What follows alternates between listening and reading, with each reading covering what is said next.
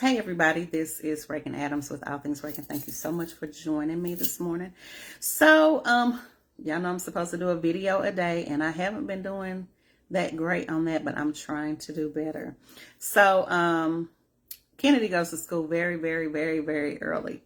And so took her there, and after I dropped her off and I was driving back, God gave me a thought. And I just kept hearing, soften your heart, soften your heart. Tell the people to soften their heart. And I'm like, okay. So pulled over to the side of the road, just kind of being quiet, sitting still, letting them download. And so I said, okay, that's what I'm going to talk about today, is softening your heart. So one thing I always talk about healing and trauma, because we all have had or have trauma that we need to heal from. And so I know since I have a women's business, or a portion of it is a women's business, or women, well, not led, but that I deal with women, God was showing me that, or the women that he sends me have a lot of trauma. And trauma from relationships, trauma from their mothers, other women, men, like just a lot of trauma, and they don't trust. And I can understand that, because I have been in situations where I don't trust, and very quick to cut people off when they do things. And one thing that God is working on me with is grace, like gracing people in the midst of their trauma. I'm a very matter of fact type person. So if you come and you tell me something, I don't really like to hear the complaints. Just move. Like, what are we doing? Like, why are you complaining about this thing? Like, just move. But when it comes to me and I'm doing the same thing, God is like, well, you want me to have grace with you, and you sitting up here and you complaining, but when it comes to other people, you don't. Good morning. I don't know what to call you, Bishop Chris. Good morning. I was just talking about you this morning about my oil, waiting on that.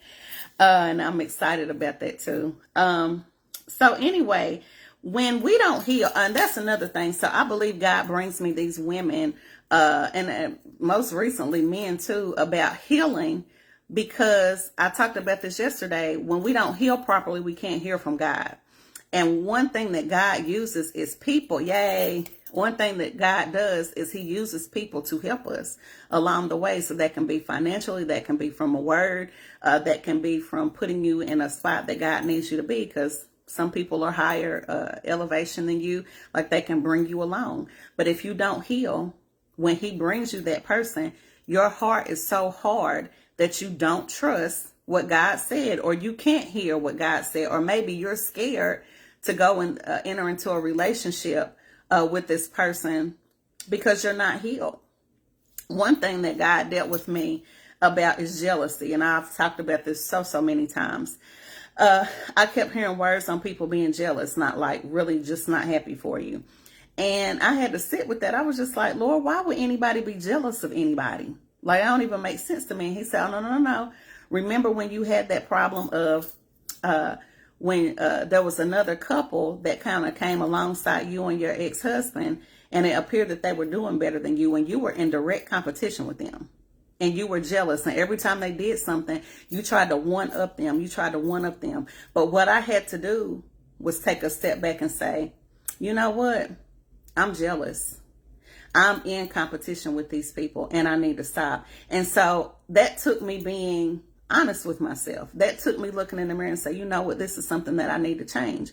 Because I know God has a call on my life to help women, walk into their best life. And how can I help women walk into their best life and I'm jealous of them and I'm in competition with them? That don't even make sense. So what happens if I'm still operating in jealousy and competition? You bring a woman who's got millions of dollars, got all the money, got all the everything. She may have way more than I have, but I have a word that she needs to break some things off of her. I can't really deliver that word to her if I'm jealous. Or if I'm in competition, because I'm like, Lord, how you going to use me to help her? And she got all this stuff.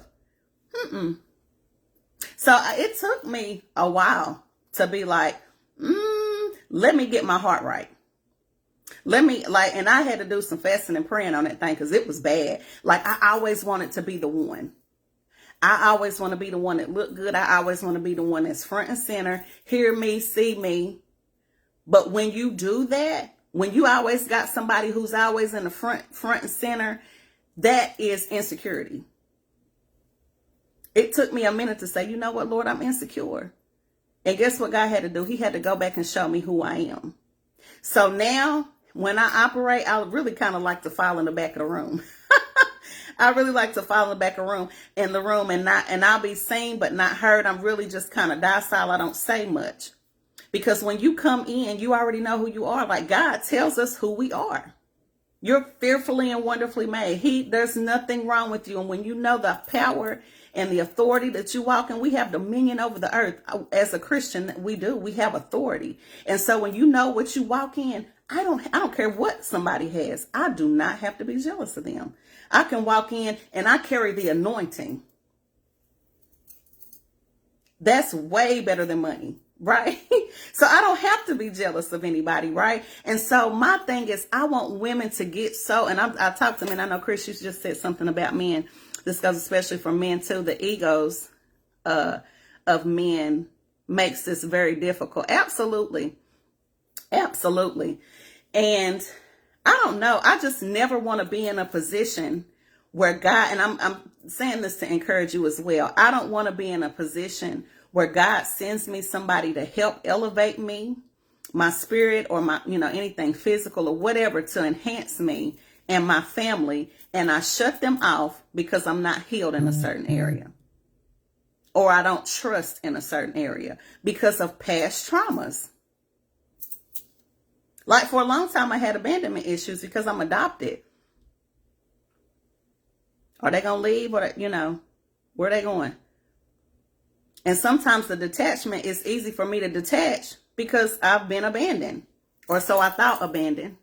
But God said, look, you had to be adopted. At this point, your parents could not take care of you. So you were given to another family that was able to physically take care of you. It was a part of my plan. Yes, you had to deal with some things, but guess what? That made you stronger. You were not abandoned. I was there with you the whole time.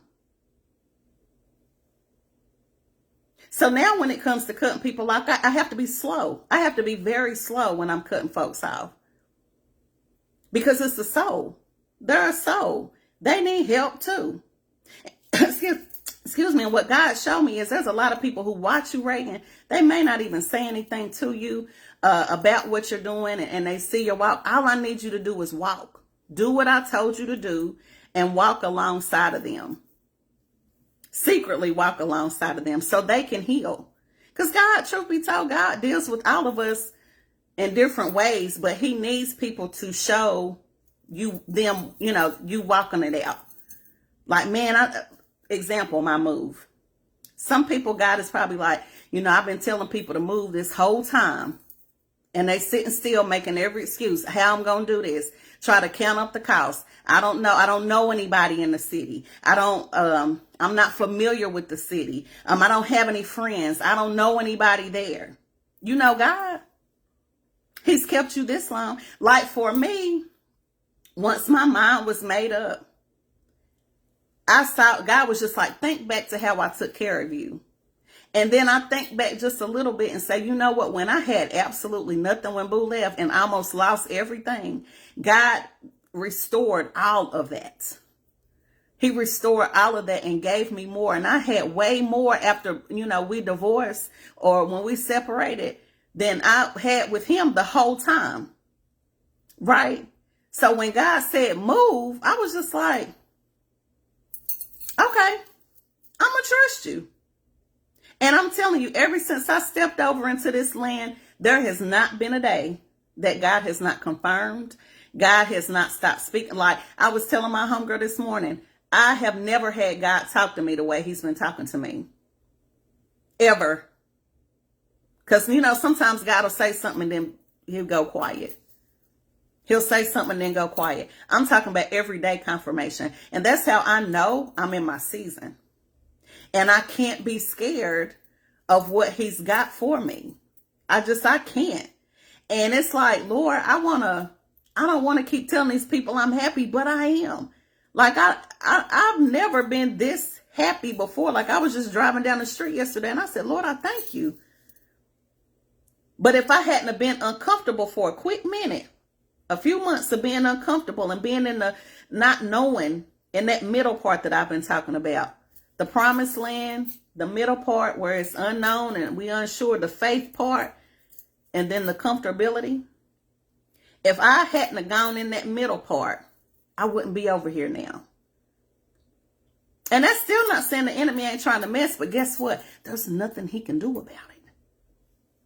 He can mess a little bit, right? But guess what? God has already gone before me and made my crooked way straight. He has sent me, or is sending me, people to help me to get to where I need to be.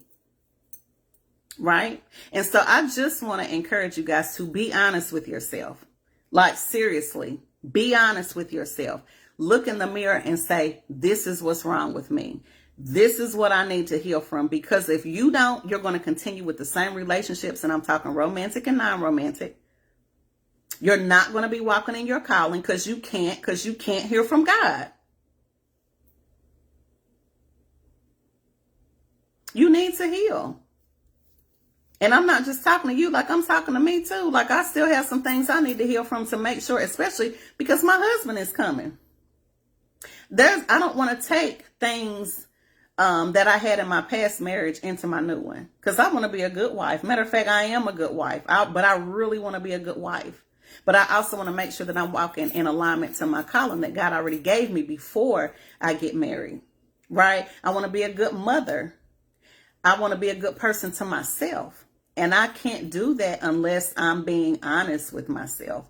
Unless I'm saying, Lord, these are my flaws. Lord, search my heart. If there's anything that's in me, because we say that.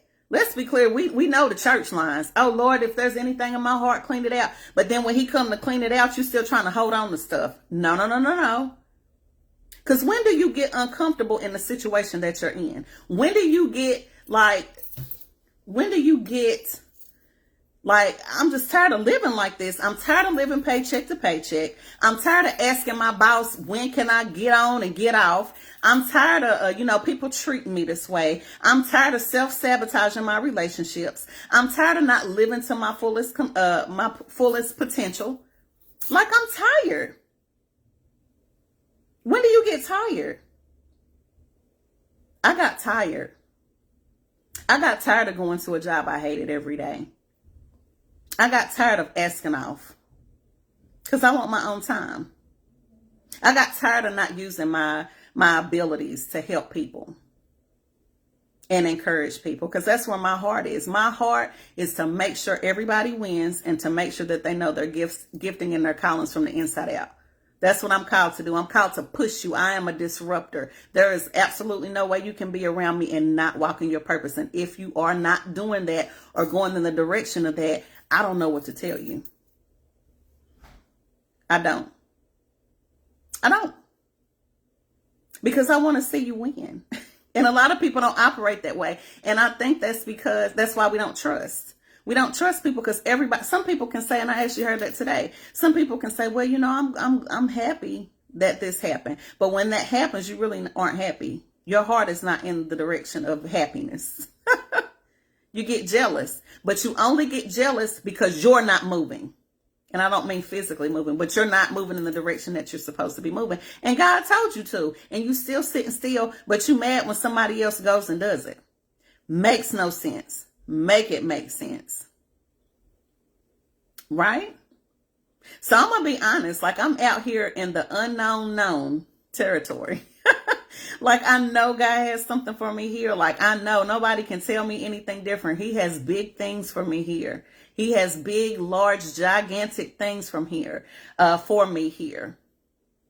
He does. He's going to use me to bless other people, nations of people. He's going to use me to do that. And we have to start with healing. Lord, what is in me that I need to take out? Why can I not Why can't I be around other women? Why do our women get on my nerves? Because if everybody gets on your nerves and you don't fool with other women, you the problem. And do you want to continue being the problem? Because to me, there's no miserable space of not having like sisterhood, because we need each other. That's how God made it. He made it for us to be in a sisterhood. He did. So anyway, that's my message for you today. Is to heal. Be honest with yourself and be honest with God, and clean it out so you can really live at your full potential, right? I'm not saying everybody has to move to do so, but I believe God is I believe God started the transition during COVID. It was a slingshot season. He talked to me about that. God was pulling people back to thrust us forward. There were a lot of people who passed away, people who were in wrong relationships and marriages. I believe God is bringing men up to where they're supposed to be.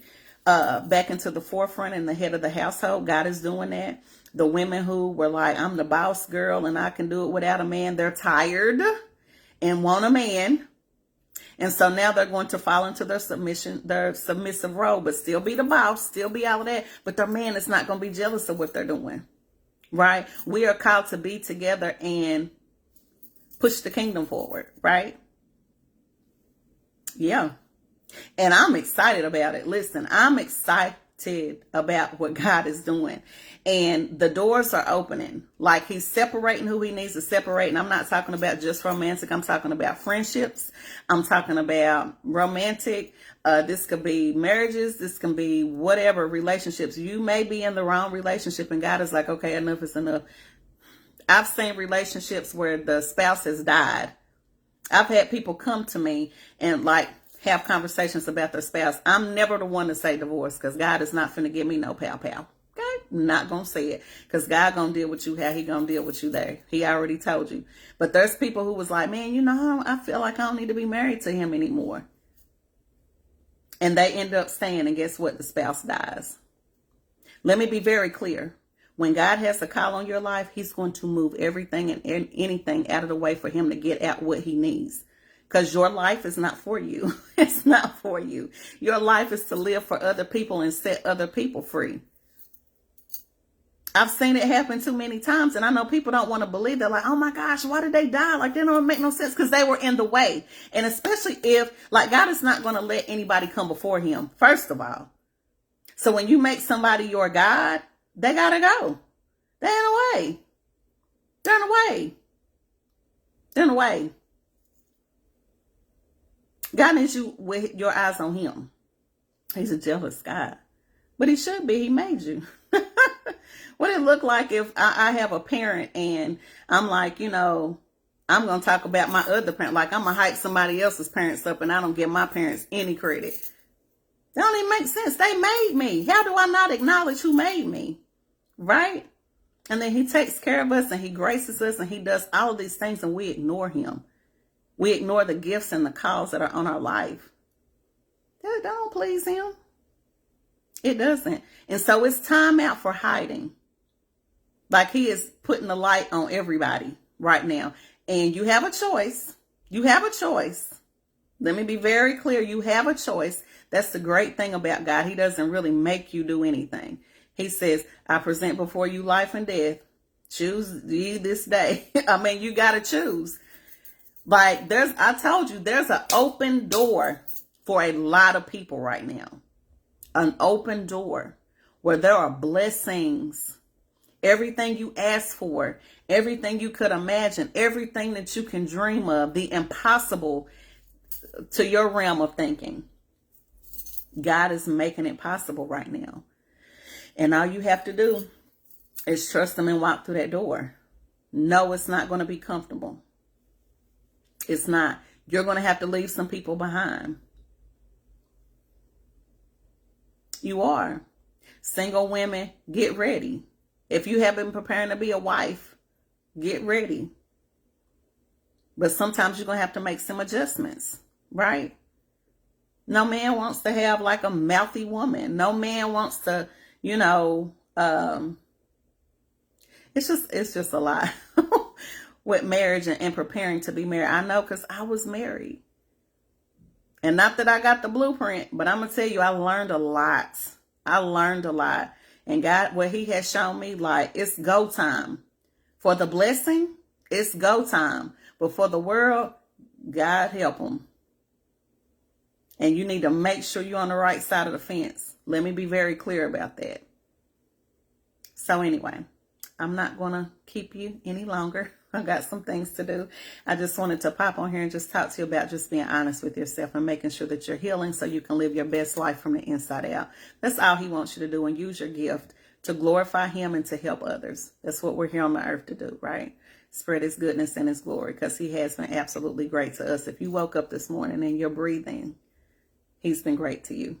So anyway, you guys have a blessed day. This is Regan Adams with All Things Regan, and Regan says, I think it, I see it, I do it.